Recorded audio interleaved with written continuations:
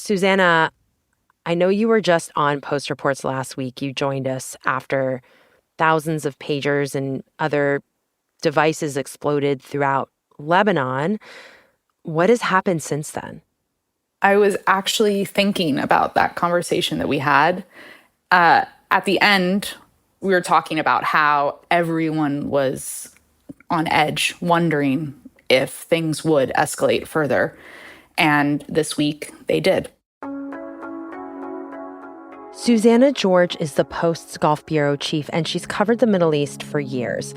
But for now, she's in Lebanon, covering escalating tensions there, including last week's deadly attack, when Hezbollah pagers and walkie-talkies exploded across Lebanon.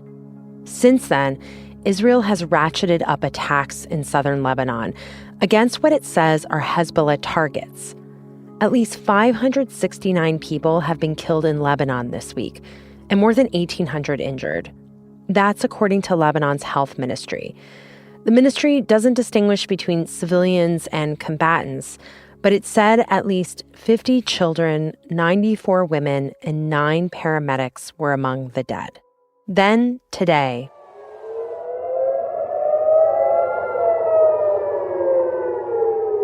Hezbollah fired a missile toward the Tel Aviv area as retaliation. Israeli forces shot it down, but this is the first time the group has aimed a missile toward this major Israeli city. Later, an Israeli general told troops to prepare for a ground operation in Lebanon.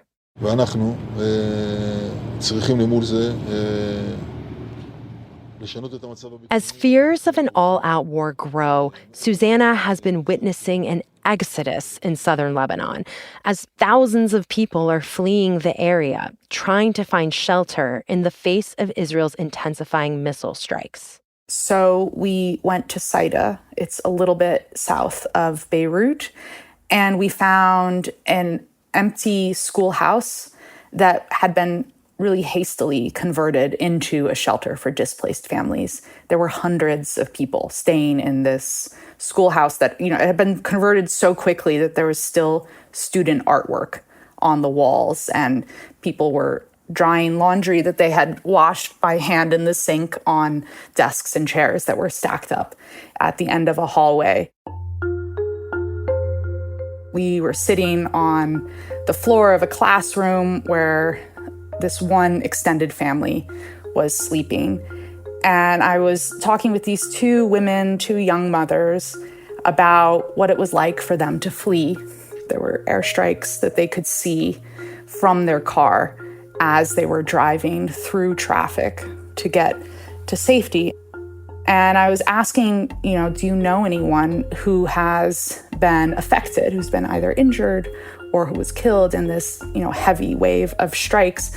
And this woman pulled out her mobile phone and just started scrolling through her Instagram feed, and it was all pictures of people, distant family members, friends of friends, who had been killed in the strikes. And they, all had these kind of similar messages in the captions, may God have mercy on their souls. People were commenting with, like the broken heart emoji. And it was just really stunning to me to see that. And it really kind of brought home how devastating this has been in such a short period of time. From the newsroom of The Washington Post, this is Post Reports. I'm Elahe Izadi. It's Wednesday, September 25th. Today, Susannah brings us the latest about this conflict that is growing and whether Israel and Hezbollah are going down a path to all-out war.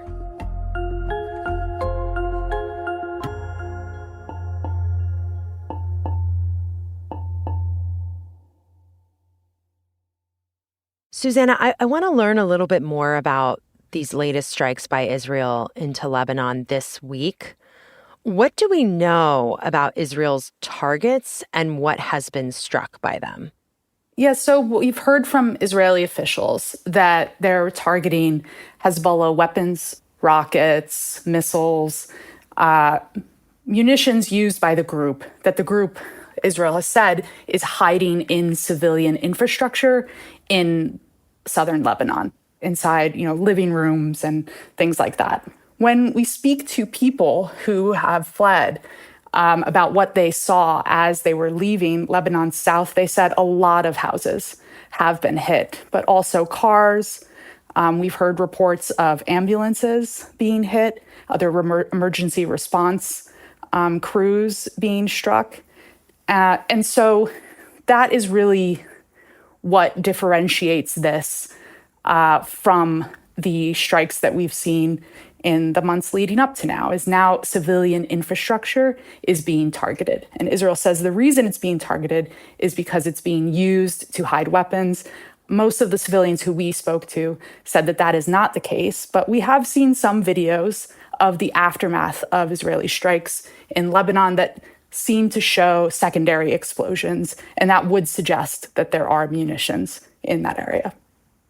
This call for people in Lebanon to go elsewhere, I wonder, how are people in Lebanon dealing with these attacks? Where are people fleeing to? A lot of people who we've spoken to are really just going to wherever they can. Wherever they can find a place to stay is where they'll go. The people who we spoke to in Saida, they said that, they would be happy to move on to Beirut, a little bit further north, if they were able to find a place to stay. The reason that they stayed in Saida is because they were able to find shelter. Other people are staying with relatives.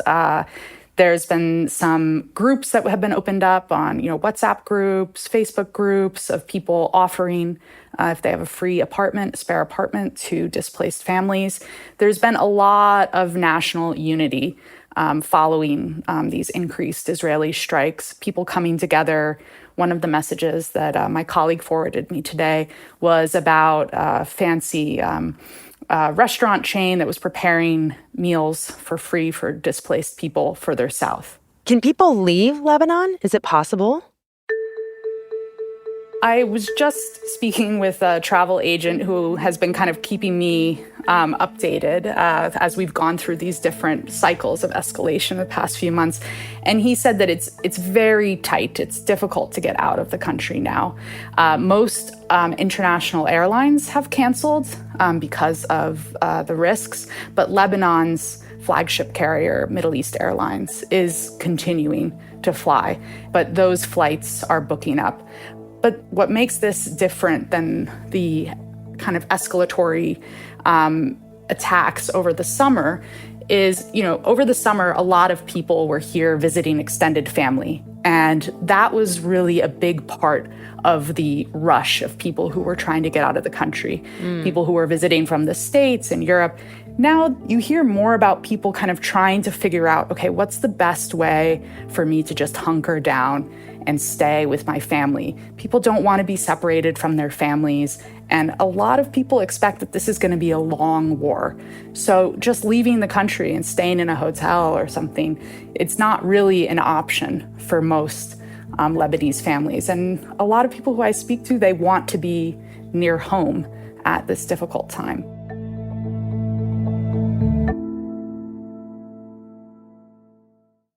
Susannah, what has your reporting told you about how hospitals are dealing with this? Because, as you said, there are many people who have been killed, and there's also many people who are being injured in these attacks. So, yeah, we went to Saida, and we visited a few different hospitals there. And at one hospital, we spoke to its director, Dr. Labib Abu Daher. The number of casualties that he's seeing from this phase of this conflict is unlike anything he's seen before. Here we had 55 and then total 57 casualties. They arrived within an hour or two, and you had to deal with any ER, we had to open up other places. So it was overwhelming as far as volume and resources that we have. Susannah, I want to understand how we got to this point. So I think it would be helpful to go back to nearly a year ago, last October, when Hamas attacked Israel, and this led to the war in Gaza. But what started to happen along the border between Israel and Lebanon at that time? It was the day after Hamas's attacks on Israel. Hamas's attacks were on October 7th. On October 8th, Hezbollah began attacking Israel. They said that it was in solidarity with the Palestinian people and in support of Hamas as Hamas waged attacks on Israel. They didn't want Israel to be able to fully focus on Gaza, and the rockets that Hezbollah launched forced tens of thousands of people in northern Israel out of their homes. That all happened kind of pretty quickly. Since then, the conflict between Hezbollah and Israel, they were trading near daily fire, but it didn't widen dramatically. There was a bit of a widening in terms of depth of attacks on either side, but there weren't like huge changes. Things were kind of just holding steady. And people weren't able to return to their homes. That was incredibly disruptive. But communities on both sides, begrudgingly, kind of settled into this new normal. But everyone always had an eye for like, how is this impossible situation going to be resolved? Will it require an escalation for people to be able to return to their homes on either side of the border? Susannah, I know last week you were on the show and you explained to my colleague Martine Powers a little bit about Hezbollah. I think it would be helpful to, remind ourselves who this group is and what is their aim. So, Hezbollah is an armed group, a very powerful armed group that has been around for decades. It is designated as a terrorist organization by the United States, as well as many of the U.S.'s European allies. But it performs other functions, like it is a political party, and it runs a number of different social welfare organizations in the parts of Lebanon where it has popular support. I'm curious, why does Hezbollah exist? What is their goal? Well, one of Hezbollah's stated goals is the destruction of Israel. People who support Hezbollah see Hezbollah's arsenal as a deterrent for Israel, that it prevents Israel from waging the kind of large-scale destructive war in southern Lebanon that we've seen occur in Gaza. This is not the first time that Hezbollah has gone to war with Israel. In 2006, Hezbollah and Israel fought a war. It was devastating for both sides. So conflict between Israel and Hezbollah has been going on for a while. But then it did feel like things really started to escalate last week when thousands of pagers and other communications devices exploded across Lebanon. And at the time, Israel wouldn't claim responsibility for those attacks. I am wondering what happened in the aftermath of those attacks. Initially, a lot of people were confused that those attacks occurred and they were not immediately followed by an escalation. A lot of people thought that this is the kind of attack a country would wage on its foe right before launching a full-scale war. We didn't see that immediately. What we did see in the days after that attack, through our reporting, speaking to people who are close to Hezbollah, is that these attacks really frustrated Hezbollah's ability to communicate. Not only were thousands of pagers and, radios that were also used by the group, not only were they taken completely out of service, when they were essentially turned into bombs with explosives that were planted inside them, but this made Hezbollah very suspicious of all the other electronics that they were using for communication. And that, you can just imagine any organization, if they're suddenly very suspicious of everything that they use to talk to one another, you can imagine the kind of disarray that would throw a group into. What have we seen from Hezbollah since these pager attacks and also the strikes this week? What we heard from Hezbollah's leader, Hassan Nasrallah, is that the group would respond in a big way to the pager attacks. He described the attacks as crossing a red line, and he said that they were similar to a declaration or an act of war. عدوان كبير على لبنان وشعبه ومقاومته وسيادته وأمنه جرائم حرب أو إعلان حرب. But we haven't really seen a forceful Hezbollah response to either those attacks or these heavy waves of Israeli airstrikes that have hit southern Lebanon and other parts of the country as well. Hezbollah has fired rockets deeper into Israeli territory over the past few days. One part of a munition was not stopped by Israel's air defense system, the Iron Dome, and it hit near Haifa. And we also know that Hezbollah fired a rocket toward Tel Aviv, but that rocket was intercepted by Israel's air defenses. What has Israel said about why it's launching all of these strikes right now? Israel has said that the situation on its northern border, where tens of thousands of people are displaced, it can't continue, and that Israel is going to do whatever it takes to allow those people to return to their homes and live in safety. And on Monday, Israel Defense Forces spokesperson Daniel Hagari released a statement on military operations in Lebanon. We are operating to achieve all of our goals of the war. In Gaza, to dismantle Hamas and bring back home all the hostages. And in the north, to repeal the threat posed by Hezbollah and enable the residents from the north of Israel safely to return to their homes. The IDF is operating and will continue to operate in defense of the citizens of Israel, wherever required.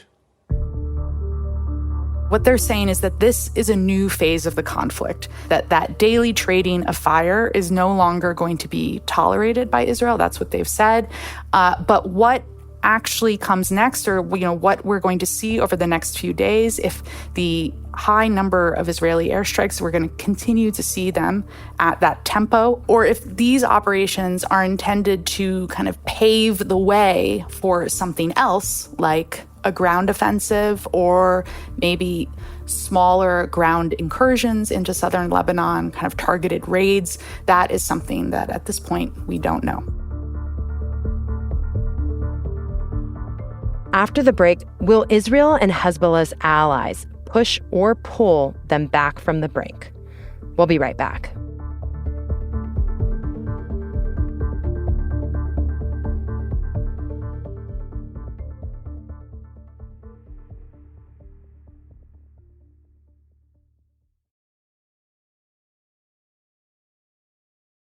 So, Susannah, I wanted to ask more about a related player in all of this, and that is Iran. The Iranian government is Hezbollah's biggest financial backer. And since the Gaza war, I think we've all seen those headlines of this sort of tit for tat between Israel and Iran itself, and people worried about whether things could escalate between those two countries into war. So I'm wondering, what is Iran's involvement in this, and specifically, what are they doing to support Hezbollah right now? Are they getting involved?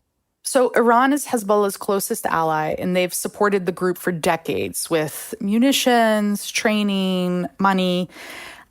But Iran, at this point, does not want to be pulled into direct confrontation with Israel. Iran's president is actually in New York this week. He's done a bunch of media engagements. This is part of his effort to re-engage to a degree with the West. And he sat down with CNN where he talked about Hezbollah. We must not allow for Lebanon to become another Gaza at the hands of Israel. Hezbollah cannot do that alone. Hezbollah cannot stand alone against a country that is being defended and supported and supplied by Western countries, European countries, and the United States of America. And we've seen with Iran's actions that there is almost no appetite in Tehran for war with Israel. You'll remember that a leader of Hamas, Ismail Haniyeh, was assassinated in Tehran the day after Iran's new president, Pezeshkian, was inaugurated. And Iran still hasn't directly retaliated for this attack that occurred in their capital city. So that shows you how far Tehran is willing to go to avoid escalation with Israel. And part of that has to do with Iran's nuclear program and its hopes to engage with the West in a limited way. A lot of it also has to do with the fact that Tehran is watching the U.S. presidential elections like everyone else and wants to wait to see who will be the next president of the United States. Yeah, the U.S. is also a major player in all of this as Israel's strongest ally. How is the U.S. responding to what's occurring right now between Hezbollah and Israel this week? The U.S. has been saying what we've been hearing from the United States for months, that full-scale war is not in anyone's interest. We've also heard warnings from U.S. officials that they don't want to see the situation escalate. Yeah, and yesterday, President Joe Biden referred to the conflict between Israel and Hezbollah in his speech to the UN General Assembly in New York. And I want to take a listen to some of what he said. Full-scale war is not in anyone's interest. Even if the situation has escalated, a diplomatic solution is still possible. In fact, it remains the only path to lasting security to allow the residents from both countries to return to their homes and the border safely. And that's what we're working tirelessly to achieve. Susannah, is there support in Israel among Israelis for these ramp up in attacks against Hezbollah? Among some Israelis, there is. People who haven't been able to return to their homes for nearly a year now. My colleagues have been reporting in northern Israel extensively, and they've spoken to people who support sooner rather than later Israel's military going and doing whatever is necessary to push Hezbollah back from the border and make it possible for them to be able to return home. One thing that I keep going back to is this idea that Hezbollah is both a militant group and also very integrated into life and society in Lebanon. And I'm just wondering if Hezbollah and Israel go to war with each other, what would that mean for people all throughout Lebanon? A big concern among people in Lebanon now, especially people who were here in the country during the 2006 war with Israel, is that unlike the 2006 war, whatever a war now would look like, that it would be much more extensive. In 2006, the destruction was intense, but it was pretty isolated to Lebanon's south and a bit in Dahia, in Beirut's southern suburbs. Now, Hezbollah is a much larger organization. It's much more powerful within the Lebanese government. And so people worry that if Israel is going to look for the complete destruction of Hezbollah or going to try to damage Hezbollah in a real way, that how that could play out in a military sense could be with airstrikes in many more parts of the country than we'd seen before, and a disruption to people's lives all across Lebanon. Well, Susannah, thank you for taking time to join us again and explain all of this. I really appreciate it. Thank you. Susannah George is the Gulf Bureau Chief for The Post.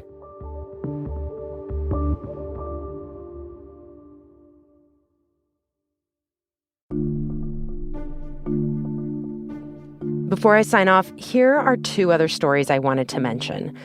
First, Missouri executed a 55-year-old man on Tuesday night, despite questions about his trial. Marcellus Williams was convicted of a 1998 murder he said he did not commit. Efforts to exonerate him pointed to problems with DNA testing and witnesses.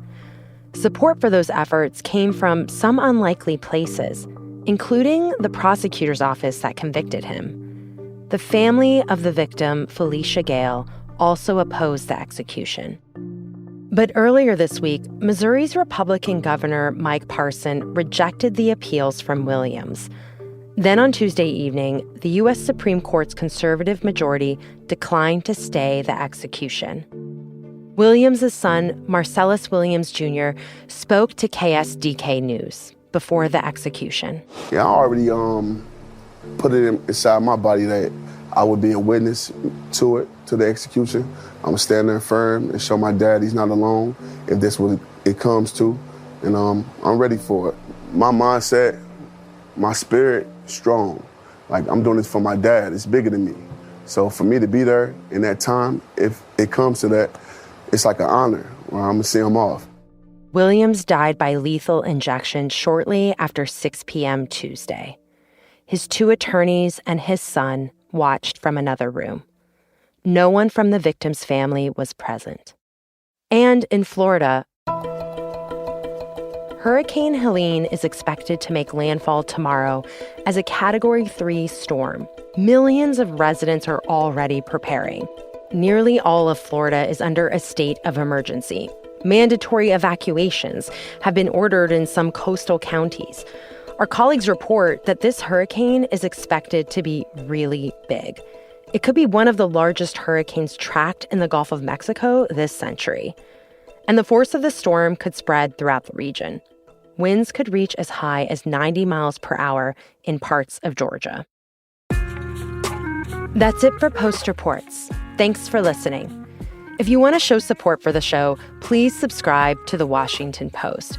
Not only is it a great way to help us continue to do this work, you can now also get access to Washington Post podcasts ad-free in Apple Podcasts. Subscribe in Apple Podcasts or by following the link in our show notes.